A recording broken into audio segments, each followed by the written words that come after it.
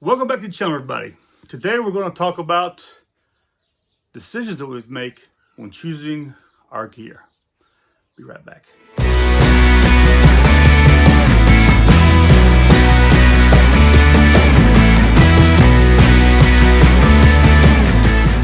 Well, welcome back.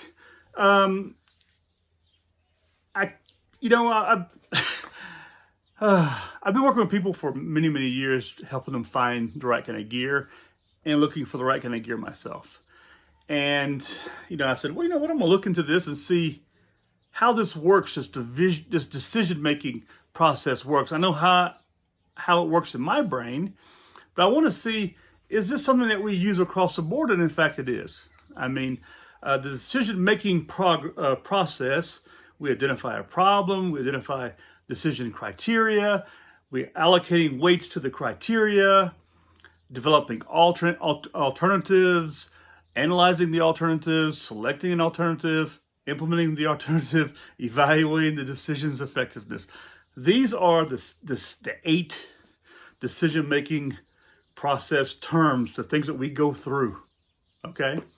But when choosing outdoor gear, let's put this into a layman's term.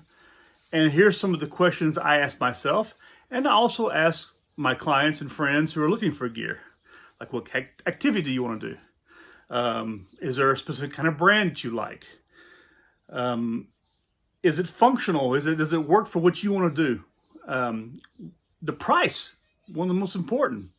The style, the color, the materials it's made with. How comfortable is it? The sizing, do they even make it your size? Options, the opinions of others, the different options it comes in, the marketing behind it. These are just a few items, okay? Just a few of the things that go through my brain and when I'm working with someone. And this is part of the process. And the reason why I'm bringing this up, because, quite often we don't evaluate through the process when we're making our decisions. We stop at something that we find to be very important, and it's important for everybody, including myself, the price.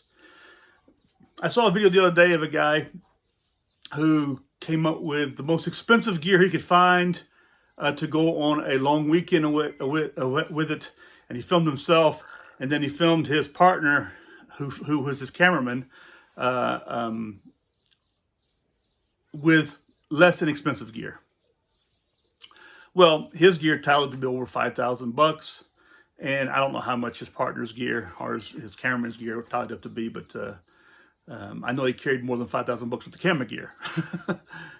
But I mean, he had a very expensive, backpack and sleeping bag and tent and all this kind of stuff, but he hadn't bought any of it. It's all been given to him by sponsoring this kind of like that to test out, to try out, and so he really hadn't invested himself in it. So I found it to be a little bit questionable.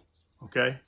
Of course, I've been selling tents and bags, this kind of stuff for a long time. And the stuff I use had cost expensive at one time, but when you've had it for many years, the investment, it sort of covers itself, especially when you keep using it. The only problem I've ever had is with backpacks. And that's because I just haven't found that right one even today. I come close. The process that I was going through, and I was in the Army for 10 years, and I used 2 backpacks in the Army. One was the standard issue, large, external framed Alice backpack, okay? The design, still to this day, I find is being the best design for a backpack for myself. I really like the design. It doesn't come up over my shoulders. And it's quite a large bag. It's not long, it's large. It's not tall, it's short and fat. And you're able to get in, that's only about 60 liters. So you can't get in everything you like we can never carry a sleeping bag with us and then all of our rest of our gear and this kind of stuff in it. Maybe today I could probably use one, but I never felt it being that comfortable either, because we didn't have the most comfortable issued stuff, and we couldn't use all the supporting suspension because of our gear and the way we had to carry it. And then, so maybe they'd be better. I know that there are companies that makes a style of this, but the problem I found with that is that they basically it's just overmade. I'm not a big, huge fan of Molly. I do like some Molly, but not a whole lot of Molly. I have, after all these years, found a backpack that fits me. I like it a lot better, but the backpack weighs a ton, and that's the new Fibula Backpack used by the Marine Corps. I like the layout, but it has a big zipper on it. I like a very simple top-loading bag with a pocketed flap or turtle top and a couple pouches on the outside that will hold 5 liters worth of gear. You can throw Nalgene in it, you can throw your rain gear in it, you can throw your your camping stove in it, and carry it on the outside of your pack. First aid kit, discuss. So it's really much in your maps, much easier to gain access to. And then inside, I throw my sleeping bag in a waterproof bag, my food bag, maybe an extra clothing bag, and then bits and bobs to make up the full 10 essentials plus what I need for the overnight. It's not a lot of gear. Matter of fact, this past weekend I went out with a 50-liter bag. Everything fit in it nicely. It was perfectly fine. I was missing a few little small items, but they had no. But I survived without them, so it wasn't like it was like a major thing. Okay, but it's something you have to weigh. When you're looking for that backpack, and that's what we're talking about today. Just to say a backpack. But price is a big thing. I like the new Mystery Ranch backpacks. I like to have a civilian version of a really good, I think it's about an 80-liter backpack, but it's like $600, and I just that price stops me, So that's what I want to talk to you about today. I mean, my first question, it's not on this list that I have, and that is, why do you want to go out into the outdoors? Okay, why?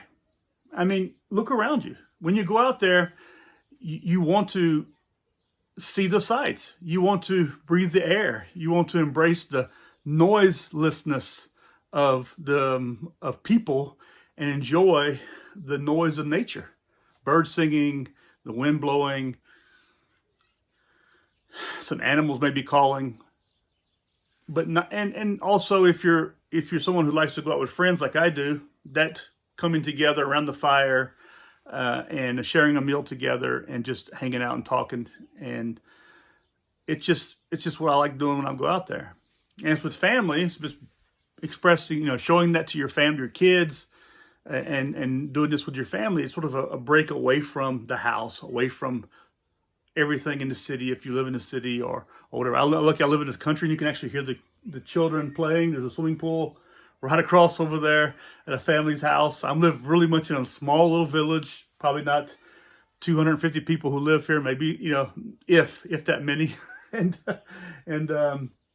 we're a bit spread out, but I'm overwatching a couple little houses right here. But anyway, it's enjoyable hearing children play. I enjoy that. But let's get back to the point here. The point is that how do we make that decision to choose the gear that we want? Okay, and we decide. And why do we go out? Why do we go out? First question: why do we want to go out into nature? Do you want to go out just for the day? You don't want to really go out overnights? Well, that's easy. A 20-liter, 30-liter bag as a day pack with the 10 essentials in it. You should be covered all year round. Okay. Of course, in the wintertime, you're going to carry a little bit more insulated gear, and you're probably going to maybe wear more insulated clothing. And if it's snow, you may go cross-country skiing or use the snowshoes. So these are some factors involved in it. But the point here, we're talking about just the summer. Okay, we're going to just concentrate on the summertime, summer vacation, going up to the mountains, going for a hike. We're not talking about any kind of technical stuff, just hiking in the mountains, maybe a couple of walking sticks, a couple of batons, for that. And then your bag with some water, some food in it, some extra little, like a 10 essentials, like I said, that could get you through a little emergency if something was to happen, or just to get you through the day. If you stop and you get cool, you put a rain jacket on or put a little insulated shirt on, something like that, especially if you're up in the mountains. But anyway, so these things all come in handy. And if you're looking for a backpack, you want to find something that'll fit into. Do you need the most expensive one? Not necessarily. No, you don't. You know, you don't need the most expensive backpack. So think about, you know, why are you going to go out and what you're going to do out there, what activities you're going to do. And, you know, this backpack can serve several things. It can serve even as a bob, which is a bug out bag. You can keep all your non-perishables packed in it all the time. And then all you got to do is throw water and food in it and you can go. If there was an emergency, a storm coming through, or an earthquake, or a fire, or something like that, you grab that, you get out, you know, and you have, you have what you need in it. So you can, in your brain, you can say, well, you know what, I'm going to do several things with this. You know, you can keep it in your car. You can keep it, you know, you can carry it with you if you go for the day or something like that. You go to a city, carry it with you. And even while you're in town, you have a rain jacket with you. I've been away in some other cities and that kind of stuff, just walking around, seeing the sites, historical sites, and it catch a rain. So I pull my rain jacket out of my backpack, you know. I like to do that stuff a little bit more sportier, more comfortable, like as if I was walking through the woods, except my shoes change a little bit. I'm not wearing hiking boots necessarily. I'm wearing, you know, more street shoes, but like running shoes or something like that, so they're more comfortable. Anyway, so we think about this kind of stuff, all right? Quite often it's people think about the price first, but what do you want to do, okay? And how do you want to do it? And if you want to do overnights, then you got to get a bigger bag and include sleeping gear and maybe some better cooking gear. You don't necessarily have to, depends on the weather. You can maybe throw in a small canister of fuel, 250 milliliters of fuel, or it's 100 milliliters. Anyway, a little small canister of fuel with a pocket rocket from MSR. Throw that in there. Have you a metal cup with a canteen of water, and have you some stuff to, you know, to drink water. You can use tablets to filter water if you're near a water source. If not, a clean water source, you can filter yourself or bring in enough water that you need. All these things you have to think about, okay? You don't need to have a very expensive backpack to do all that with. Matter of fact, if you're really hurting, get yourself a garbage bag, wrap some string around the top, there's some string around the corner, wear it like a little backpack. You can do it with a pillowcase, okay? You can do it with a lot of stuff. You can make yourself something. You don't have to go out there and put money in that direction. But what you could do to have confidence in your gear, you can build up to where you are buying gear that may cost a little bit more with time. You don't have to, you know, it's like knife making, you know, knives. You know, I used to have clients come in, they want a knife, but I always ask them, you know, they always ask, what determines the price and the value of a knife, okay? And I said, there's about 5 or 6 things. Number one is, who's making it? What brand is it? Within the brand, is it handmade or how is it made? What kind of volume are being made? The style, what materials, okay? These all, and the hype behind it, you know? These are all determining the value of these knives. Because in reality, these companies that make these really cool looking knives, they're going to sell them as a retail price, and then that's going to be double, and that's going to be what you're paying. So if you think about it, if a knife costs $100, it's probably only costing them $10 to make it. Okay, and then they got their marketing and kind of stuff. By the time they get off their hands, they're selling for $25 to a guy or $50 to a guy who's going to resell it for $100. Okay, this is sort of how it goes with that. Okay. If they're able to make a lot of them pretty quickly, then maybe they can lower those prices. They have a lot more stock. I have a really good knife. I bought some 18 years ago. I still have this knife. I still use it every time I go out. It was made by Ray Mears and designed by Ray Mears, made by Andy Wood. It's a bushcraft knife, actually, woodlore knife. But I bought it, and this was. I think they were making, I don't know how many they were making at a time. Someone probably know it more than I would, but I remember the first batch, the hardening process didn't happen very well during the heat treatment, so they had to throw all that away and they had to redo it, so it took a little bit longer. But I think I paid 225 pounds for that knife, and right now they're going for over $1,500 to $2,000. So they cost, the value was a lot more, you know. But I mean, I look at as equipment as something I want to use, but also as an investment. It's an investment in. And that's because I've been doing this for so long. I've been using material, using equipment for all my life, and then I've been selling it to people and helping people find what they're looking for 20 something years, but, and it's not always easy, but sometimes, yeah, people come in and I'll tell you a good story. And then we're going to cut this video short. But anyway, this video is about helping you in the decision-making process, and why you need to complicate it just a little bit. Don't just say, oh, the price is too much. Because like I said before, the price may be too much now, but maybe you can find an alternative, like borrow a backpack from somebody and save your money for that backpack that you really want for later. Because what you're going to do is you're going to keep wanting it, and you're going to keep wanting it. And what you're going to do is buying one backpack after the other until one day you buy that one. Okay. It's not too bad if you're selling the one you have before you purchase the other one. But in the meantime, okay, you're gonna want to keep going out. You're gonna want to keep going to the woods and stuff. So you got to think about this stuff. Anyway, I was in Geneva working in an outdoor store there for many years. I think 12 years I worked with them, and managed the business there, and had a girl come in, and she was with an international organization from the UN, and she was going to Africa, and she wanted a pair of sandals, okay, and light shoes. I said, well, that's a great idea. I said, where are you going to be in Africa? She goes, well, I'm going to be in the bush, because you're on an international. I said, well, I asked her which country, and then it's a place that's very, very dry, which means it has a lot of thorny bushes, this kind of stuff. So you're going to have to be careful, because a pair of sandals is nice around the camp, but if you're out and about, you can injure yourself very quickly and have other problems. And that's the last thing you really want, The locals may be able to walk around in sandals and bare feet, which is what she was thinking. But, as those of us who grew up where we're at, we don't have the toughness to deal with that, and they can get away with getting, stung or bitten or whatever. And their bodies are better to recuperate after that.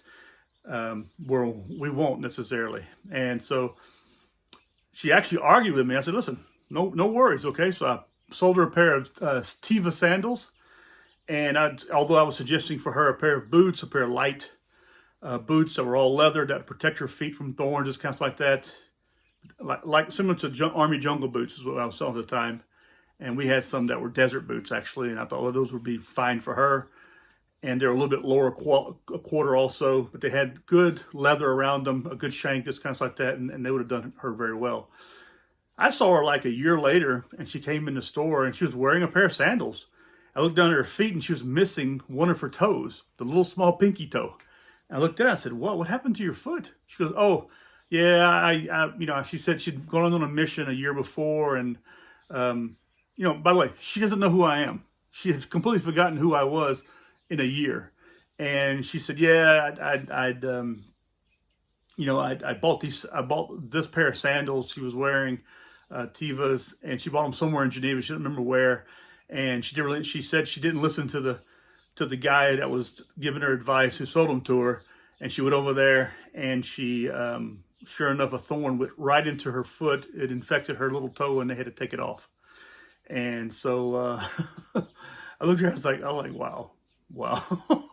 I didn't say anything to her after that. I just said, wow. I said, so what, what are you going back? She goes, yeah, I'm there now, but now I'm wearing these leather boots that I got from the locals there, Army boots. She had gone to some place and gotten her. Somebody had helped her get some Army boots, all leather boots. She goes, they're hot, but they're broken in now, and she wears those, and she feels a lot better. I said, well, cool. So these things happen. Be aware of this kind of stuff.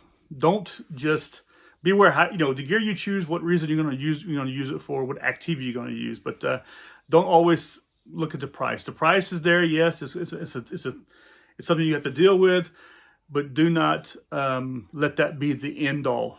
Because quite often, I've seen it 100,000 times. People look at, oh, this is perfect. It feels good. They haven't even looked at the price yet. They're trying it on. They're checking it out. Everything is perfect for them. They're talking about how great it is. And then they see the price and go, oh, this is too expensive for me. And I completely understand. But, it is what it is, so just be aware of that. It's a factor. And do you need that? This young lady, she did need a pair of boots, and she learned. But did she need a big backpack? Not necessarily. You know, did she need her Gucci gear, her Patagonia, which she was wearing, her Patagonia shorts and t-shirts and all this kind of stuff that she'd picked up at the Patagonia store, this kind of stuff. She thought it looked cute on her, this kind of stuff. Maybe not. Maybe she could have gone cheaper there and then invested in what was more important, like shoes and the proper socks and the proper, a backpack and sleeping gear and protection from the elements. These things are a lot more important than the branding that you're wearing, even if you think it's cute. But anyway, I want to thank you guys for coming to the channel, and I want to thank you for watching this video, taking the time out, and I really appreciate it. I appreciate also if you give me a thumbs up, subscribe to my channel, hit that bell. I think it's like right there. Hit that bell. Maybe it's right there. And, share my channel with all your friends and family and anybody else on Facebook or anywhere else. Just share it. Get the word out there. I'm trying to help people. Is what I'm primarily trying to do. I'm trying to help people with the proper advice. A lot of this stuff, like I'm talking to you right now, has come from questions from people asking me. And so I'm making a video about it. I'm not calling them out. I'm just making a video about it. Most of my videos are that way. People asking me these kind of questions.